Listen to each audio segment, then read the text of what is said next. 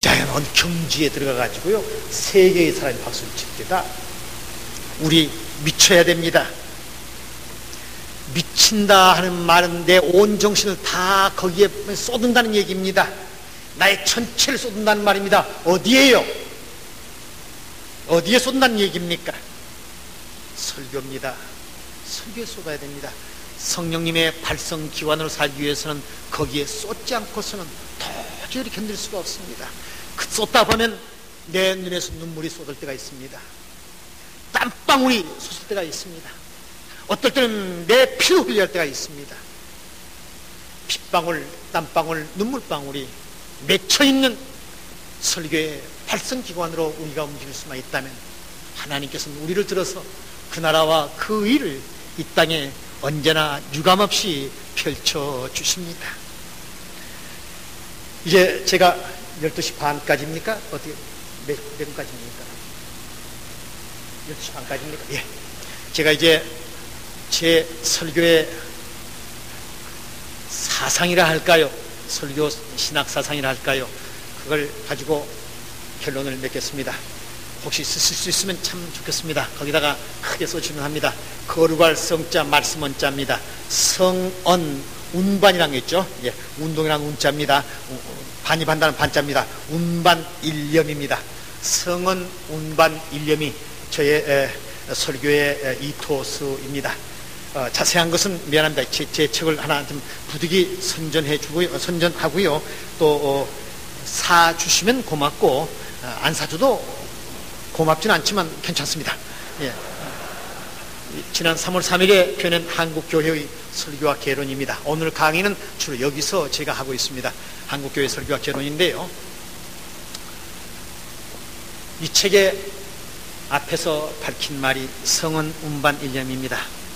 한국 초기 설교자들이 설교를 가리켜서 성언, 하나님의 말씀을 성언 이렇게 표현했습니다. 제가 그 말을 듣고 그렇다 해서 이제 앞으로 저는 성언이라는 말을 잘 쓰고 있습니다. 하나님의 말씀을 성언이라 이렇게 하고 있습니다. 운반이라는 말에 대해서 여러분께서 거부감을 많이 느끼실 겁니다. 무슨 물건을 운반한 것처럼 이게 무슨 소리냐 이렇게 말할 건데요, 아닙니다. 뭐 전파, 전달, 뭐 다른 말 뭐 다 써봤는데요, 전부 다 예를 들면 말씀의 사자, 말씀을 전파하는 말씀의 사자 했더니요, 사자에 대한 권위만 부리고요, 어떤 그 사자의 소명, 사명은 감당을 제대로 하지 않은 걸 제가 보면서 아닙니다. 운반이란 말은 심부름꾼입니다 하는 뜻입니다. 하나님의 말씀만을 심부름한 겁니다. 운반하겠다는 그런 뜻을 가지고 설교를 하자는 얘기입니다. 저는 단어 셋을 이용해서 이해해 주시 바랍니다. 이토스란 말과 파토스란 말과 로고스라는 말입니다. 이토스란 말은요, 한 민족 정신을 끌고 나가는 정신을 말합니다. 한 민족을 끌고 나가는 정신이란 말은 마치 이스라엘 민족을 끌고 나가는 그 시오니즘, 야훼이즘을 할까요? 하나님 중심으로 나가지 않습니까? 그런 그 마치 우리나라 쿠데타를 했을 때 이순신 충무공을 딱 갖다 놓고 유비무한 해가지고 이제 그걸 우리 민족의 이토스로 삼았습니다. 한 민족을 끌고 가는 정신으로 삼았습니다. 이걸 가리켜서 이토스를 합니다. 설교 사역을 끌고 가는 이토스를 뭐로 할 거냐 할 때 저는 성언 운반 일념으로 말합니다. 그 다음에 페토스란 말이 있는데 이 페토스란 말은 열정입니다. 뜨거운 열정입니다. 이 열정이라는 것은 둘로만 합니다. 전해야 할, 내가 운반해야 할 하나님의 말씀을 사랑하는 그 열정이고요, 그 열정을 이제 페토스라 합니다. 그 열정이고 또 하나 있습니다. 이 말씀을 들어야 할 사람들을 사랑하는 것, 이 열정입니다. 하나님의 말씀을 사랑하고 이 말씀을 들어야 할 회중들을 뜨겁게 사랑하는 열정, 이 열정을 가리켜서 페토스라 이렇게 말합니다. 이 단어는 원래 아리스토텔레스의 수사학에서 나온 얘기입니다만, 그래서 이토스, 페토스, 그 다음에 로고스는 메시지입니다. 세 수로 이제 분리를 해서 제가 말씀을 드리는데, 페토스와 로고스는 이제 놔두고요, 이토스에 대해서 말씀을 드립니다. 이토스, 설교의 이토스는 성언 운반 일념이 되어야 합니다.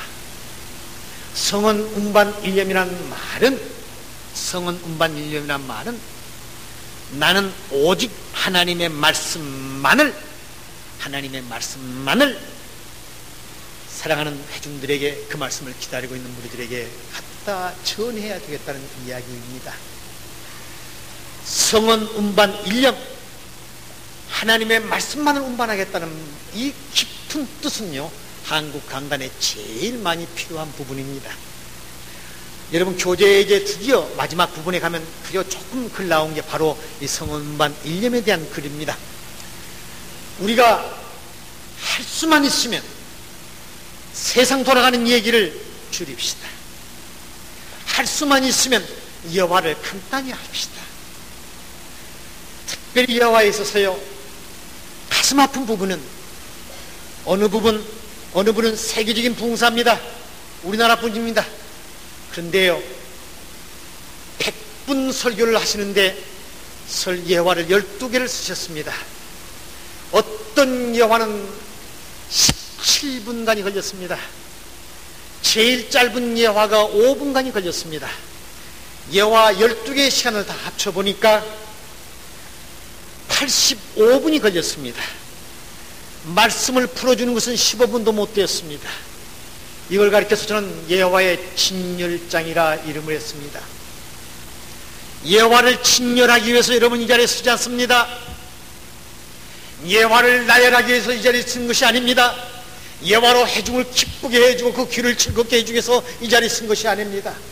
이 자리에 쓴 목적은 그날 그 시간에 필요한 회중들에게 하나님의 말씀을 들려주기 위해서 필요합니다.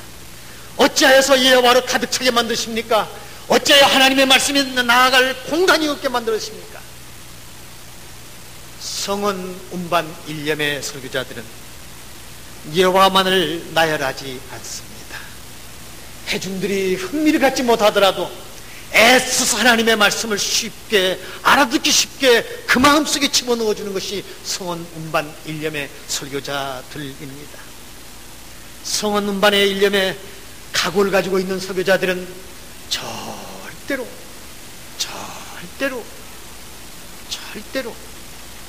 세상 속에 파묻히지 않습니다. 고고한 영성을 갖춥니다. 영성이란 말은 경건성을 말하고 있습니다. 고고한 경건성입니다.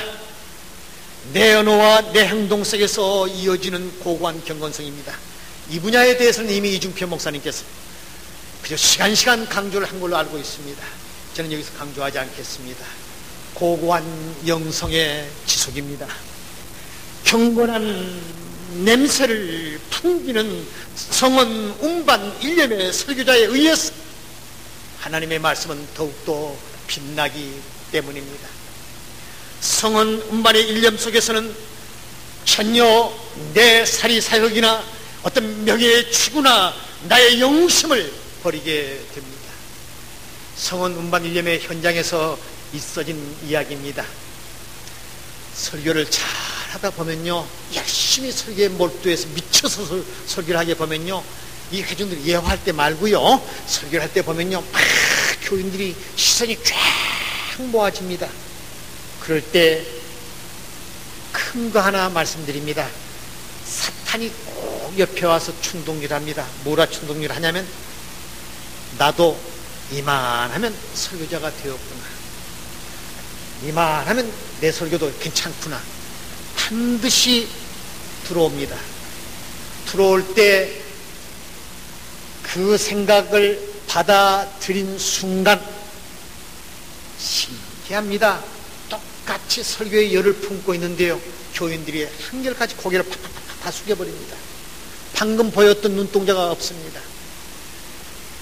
경험 있으시죠? 그 경험 참 아픈 경험입니다. 그때에 성언 운반 일념의 설교자는 지혜가 있습니다. 설교를 막 성령님의 발성기관으로 쏟아내면서 사탄아 물러가라, 사탄아 물러가라, 오 성령님 말씀하시옵소서 하면서 설교를 쏟아냅니다. 기도 중에 설교를 쏟아냅니다.